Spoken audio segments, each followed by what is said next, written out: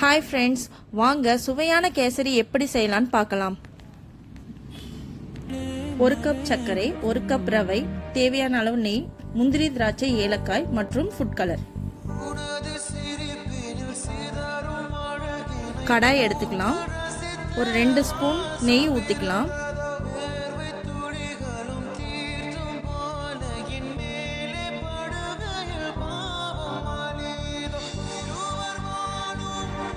ரவையை வறுத்து எடுத்துக்கலாம்.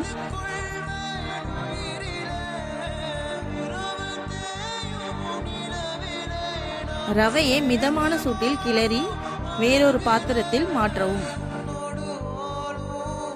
கடாயில் தண்ணியை ஊற்றவும். 1 கப் ரவைக்கு 3 கப்பு தண்ணீர் ஊற்றவும். தேவையான அளவிற்கு ஃபுட் கலரை சேர்க்கவும்.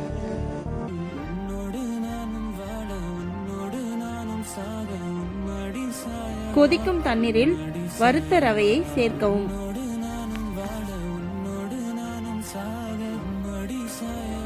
நன்றாக கிளறவும். தேவையான அளவுக்கு நெய்யை சேர்க்கவும்.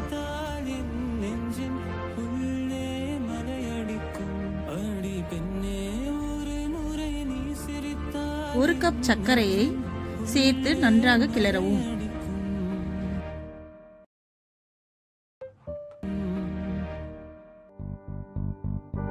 15 நிமிடம் லோ ஃப்ளேமில் வேக விடவும்.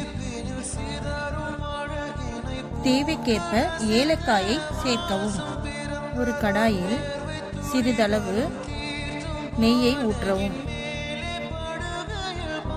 முந்திரியை நெய்யில் வறுத்து எடுத்துக்கலாம்.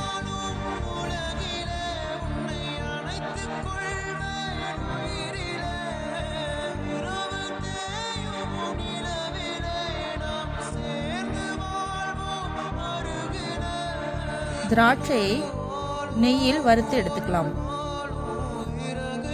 வறுத்த முந்திரி திராட்சையை கேசரியில் சேர்த்துக் கொள்ளலாம்.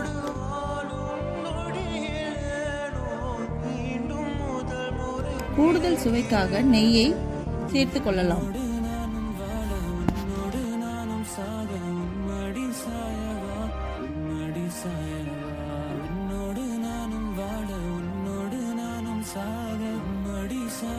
இப்பொழுது சுவையான கேசரி தயாராகிவிட்டது.